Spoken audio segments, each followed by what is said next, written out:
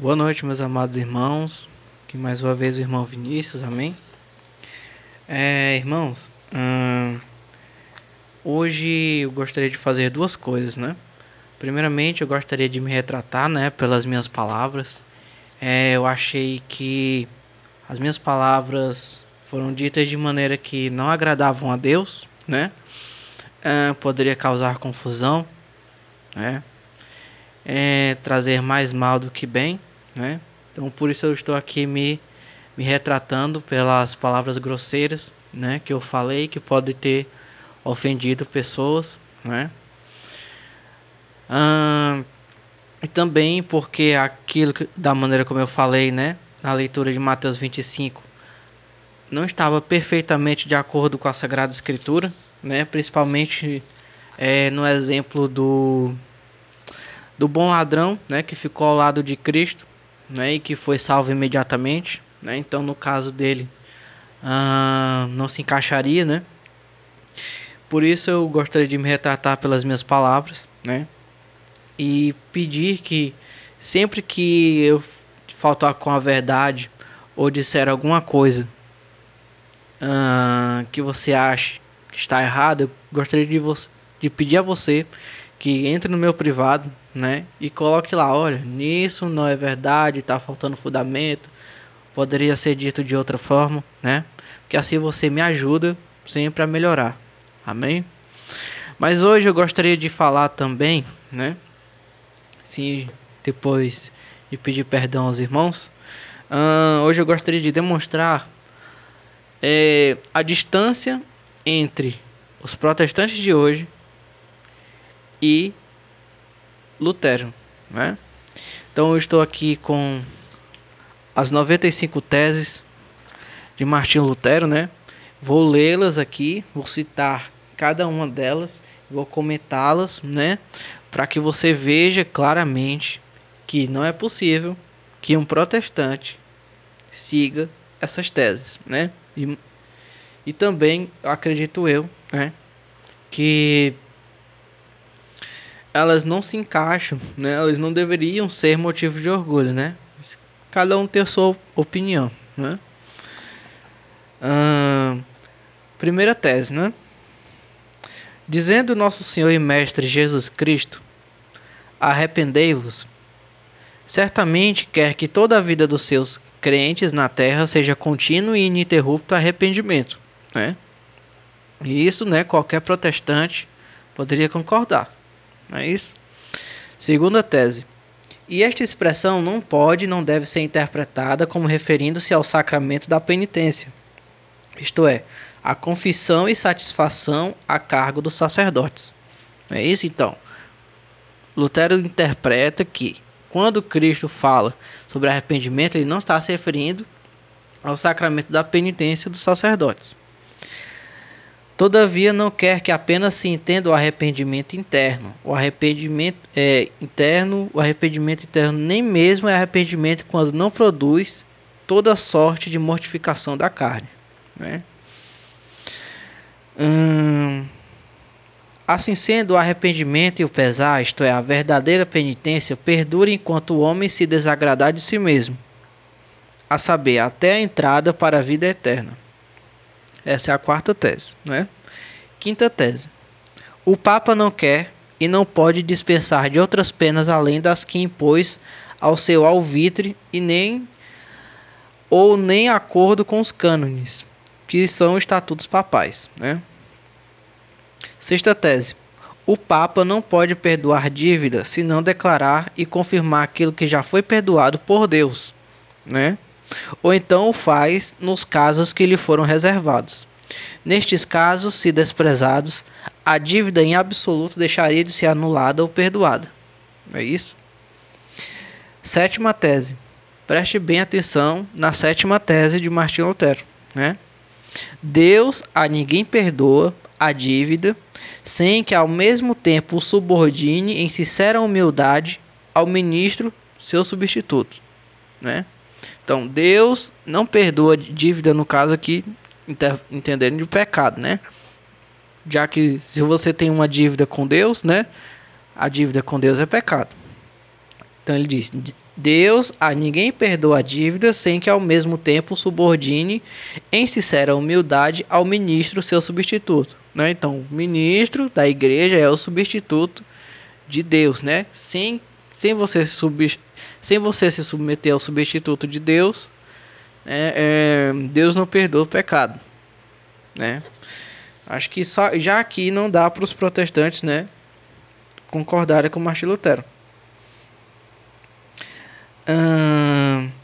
A tese, os cânones de penitência, né, os cânones penitenciales, né, como diz em latim, né, que são as ordenanças de prescrição da maneira em que se deve confessar e expiar, apenas são impostos aos vivos e, de acordo com as mesmas ordenanças, não dizem respeito aos moribundos, né?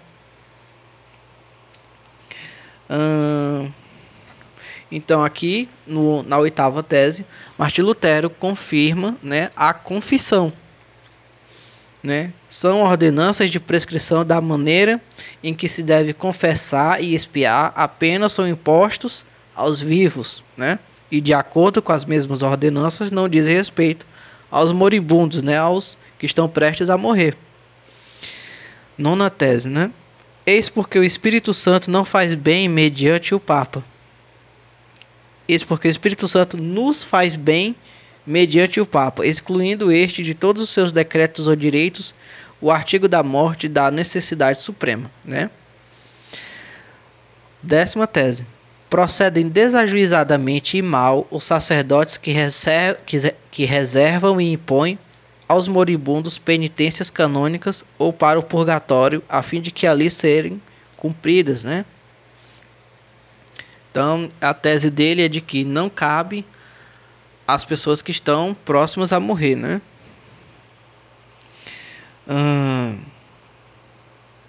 Décima primeira. Este joio, que é o de transformar a penitência e satisfação prevista pelos cânones e estatutos em penitência ou penas do purgatório, foi semeado enquanto os bispos dormiam, né? 12ª tese. Outrora canônica, ou seja, a penitência e satisfação por pecados cometidos eram impostos não depois, mas antes da absolvição, com a finalidade de provar a sinceridade do arrependimento e do pesar, né? 13ª tese. Os moribundos tudo satisfazem com a sua morte, estão mortos para o direito canônico, sendo, portanto, dispensados com justiça de sua imposição, né? No caso, né, seguindo a mesma ideia, né? Piedade ou amor imperfeito da parte daquele que se acha às portas da morte necessariamente resultam em grande temor. Logo, quanto menos o amor, tanto maior o temor, né? Então, quanto menos amor, maior o temor, né? Essa é a tese de Lutero, né? Então, a partir do 16º, né, ele vai começar a falar sobre o purgatório, né? 16ª tese. 15ª tese. Este temor e espanto em si só, sem os sofrimentos,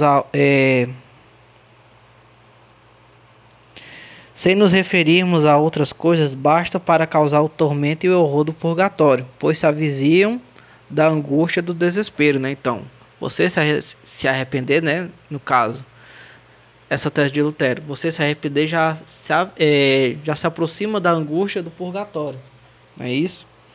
16ª, né? 16ª tese. Inferno, purgatório e céu parecem ser tão diferentes quanto são um do outro desespero completo e incompleto, ou quase desespero e certeza, né? 17ª tese. Preste bem atenção.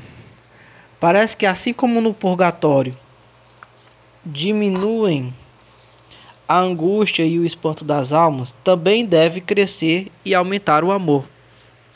Então, na 17ª tese de Martim Lutero, ele diz: assim como no purgatório, né, diminui a angústia e o espanto das almas, também deve crescer e aumentar o amor.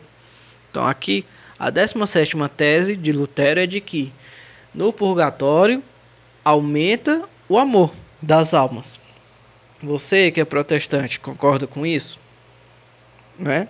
Então veja a distância entre a 17ª tese de Lutero e o que você acredita. Não existe semelhança, não existe proximidade entre Lutero, as 95 teses, né? Não existe muita proximidade entre as 95 teses de Lutero e os protestantes de hoje, né? Mas vai ficando, né, pior. Bem assim parece não ter sido provado nem por boas razões e nem pela Escritura que as almas do purgatório se encontram fora da possibilidade do mérito ou do crescimento do amor, né? Então, para ele não foi provado pela Bíblia que as almas do purgatório se encontram fora da possibilidade de ter mérito e de aumentar em amor, né? 19ª tese. Parece ainda não ter sido provado que todas as almas do purgatório tenham certeza de sua salvação e não receiem mais por ela, não obstante nós termos esta certeza. Então Lutero diz, ó, nós temos certeza na 19ª tese, né? Nós temos, é como se ele dissesse, nós temos certeza de que as almas do purgatório não têm medo da sua salvação, não tem medo de perder a salvação. Então, na 19ª tese, ele diz que tem certeza disso, né, confirmando o purgatório. Não é isso? 20ª tese. Por isso, o Papa não quer dizer e nem compreender com as palavras perdão plenário de todas as penas o perdão de todo o tormento, mas tão só as penas impostas por ele, né? As penas por ele impostas. 21ª tese. Eis porque erram os apregoadores de indulgências ao afirmarem ser o homem perdoado de todas as penas e salvo mediante indulgência do Papa, né? Com efeito, o Papa nenhuma pena dispensa as almas do purgatório das que, segundo os cânones da Igreja, deviam ter expiado e pago na vida presente, na presente vida, né? Então, ele está dizendo que o Papa não pode impor às almas do purgatório as penas que deviam ser pagas em vida, né? 23ª tese. Verdade é que se houver qualquer perdão plenário das penas, este apenas será dado aos mais perfeitos, que são muito poucos, né?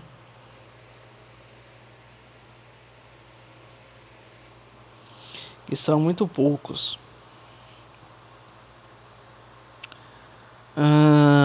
Logo, a maioria do povo é ludibriado com as pomposas promessas do indistinto perdão, impressionando-se o homem singelo com as penas pagas, né? Então, está falando sobre as indulgências, né? Sobre as deturpações que faziam das indulgências, né? 25ª tese. Exatamente o mesmo poder geral que o Papa tem. Preste atenção na tese número 25. Exatamente o mesmo poder geral que o Papa tem sobre o purgatório, qualquer bispo e cura d'almas o tem no seu bispado e na sua paróquia, quer de modo especial e quer para com os seus em particular. Então, o Martim Lutero está dizendo que o Papa tem poder sobre as almas do purgatório, né? Na 25ª tese. E por aí vai, né? Você vê que são muitas teses, né?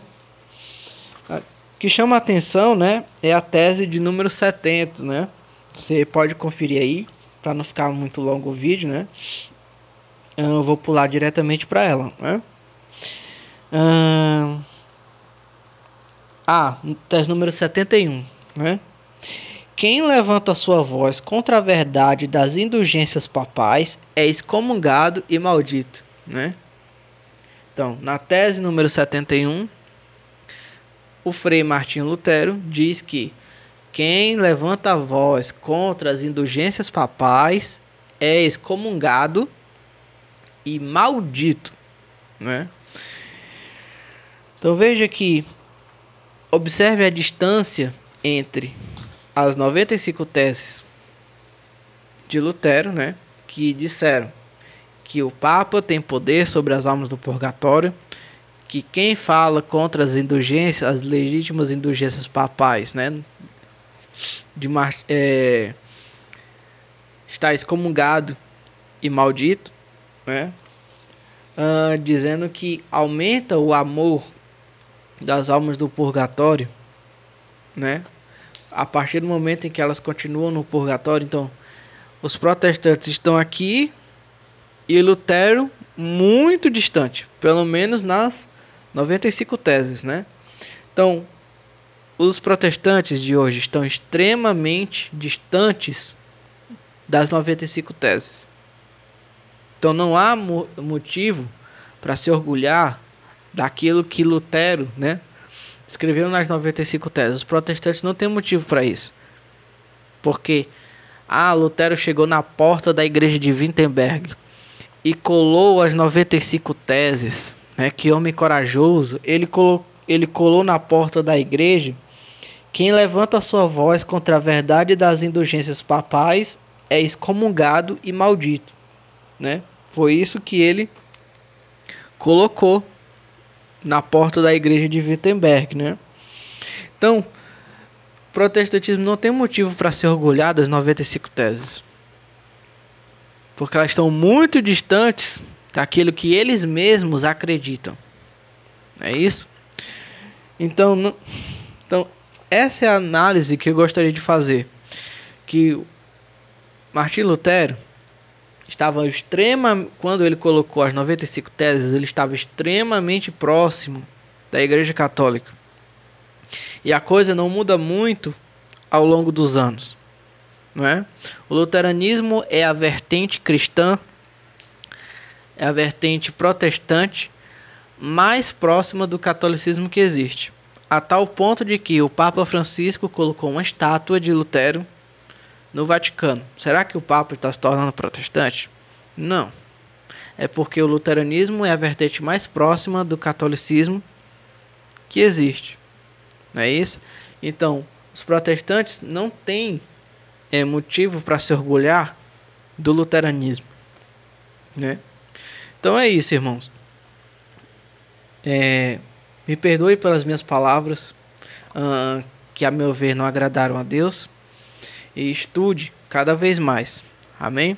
A próxima vez eu vou trazer um livro somente com as obras de Martim Lutero, para que você veja como Lutero está distante dos protestantes de hoje em dia e muito mais próximo dos católicos. Não é isso? Deus abençoe você. Deus abençoe sua família. Em nome do nosso Senhor Jesus Cristo. Amém.